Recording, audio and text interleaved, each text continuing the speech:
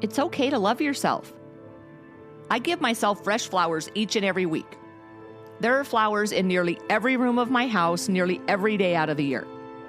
I can afford it, and they make me happy.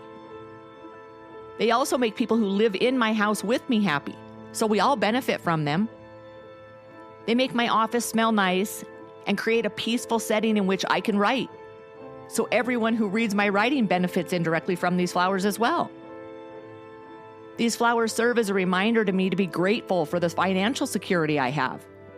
When I'm grateful and consciously aware of all I have, strangers in turn benefit because I'm more generous with others who are less fortunate. The flowers in my kitchen make me feel good about cooking, about feeding me and my family healthy food, as an expression of my love for myself and them. These flowers are a simple reflection of the self-love I practice every day. I also love myself enough to eat only food that nature provides and move my body so I can stay healthy. I read books, meditate, and pray because I love myself enough to nurture my intelligence and my wisdom. I love myself enough to spend time alone, figuring out why I was born in the first place and why I matter in this world. I love myself enough to seek out meaning in my life and take care of myself in a way that tells me to fulfill my purpose. This past year, I showed myself the greatest act of self-love by giving up alcohol. I continue to discipline myself and practice self-restraint because self-control is a pleasure like none other. I love myself enough to tell myself no. Self-love is widely misunderstood and often viewed as this indulgence.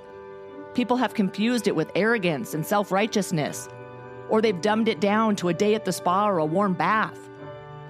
None of these definitions are true self-love.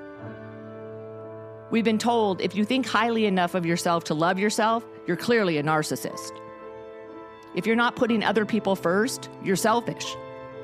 If you're not foregoing your own happiness for others, you surely are not living with Christian values or a life of sacrifice. Instead of loving yourself, you've been instructed to put others first.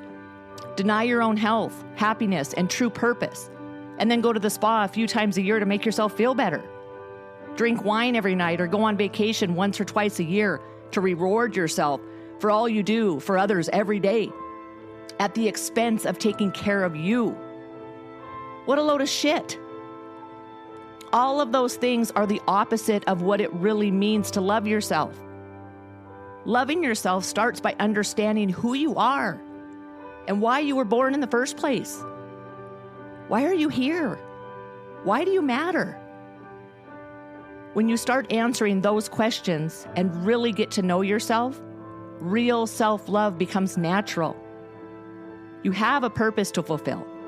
And when you love yourself enough to take care of yourself properly, you are able to fulfill that purpose. Nobody in the world benefits from you when you aren't loving yourself. To love yourself means to become all you are capable of being. Loving yourself means to nurture your own soul. Loving yourself is the greatest act of love for others. Us moms are told we have to sacrifice everything for our children, which at first glance seems entirely appropriate. What mother wouldn't do anything for her child? But sacrificing for your children is not the same as neglecting yourself. Neglecting yourself is actually an act of neglecting your children. If you want your children and everyone else around you, for that matter, to have the best life imaginable, start by giving them all of you. Not a neglected, tired, uninspired, unhealthy, worn-out version of you. Neglecting yourself isn't something to take pride in, and it surely isn't an expression of love to others. You have a moral obligation to love yourself. You cannot love others without loving yourself first.